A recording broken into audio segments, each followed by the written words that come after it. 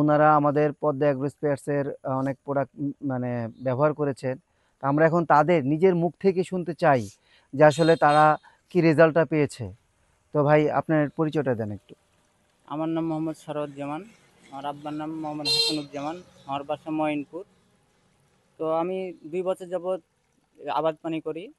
তো আবাদ পানির মধ্যে আমি এই যে বালকাঠি যেটা, সেটার জন্য ফরমিন ব্যবহার করি।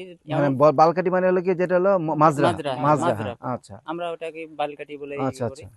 তো মাজরা পোকা এটা আমরা মনে করেন যে একদিক থেকে স্প্রে করি, আর মনে করেন যে পরে আরেকটা যেটা আসে দেখি যে মরে যায়। তো আমি ২ বছর যাবৎ এই বিষ ব্যবহার করি। অনেক ভালো রেজাল্ট এটা, এই আচ্ছা, মাজরা পোকার জন্য। এইটার না? হ্যাঁ, এটা। আচ্ছা। এবারও আমি স্প্রে করেছি, একই রেজাল্ট। মনে করেন আমি এ পর্যন্ত ২ বারই স্প্রে করেছি, আর আর কোনো করিনি স্প্রে। এখন মাঝে আরেকবার দিব, এই বৃষ্টির কারণে দেওয়া হয়নি। জি। তো ভালো রেজাল্ট এটার। তো আসলে দেখেন আপনারা সবাই মানে মানে আমাদের কৃষকের কাছে নিজের মুখ থেকে শুনলেন যে আসলে এই ফরমিনটা এই ফরমিনটা দেওয়ার পরে এখানে মাজরা নেই।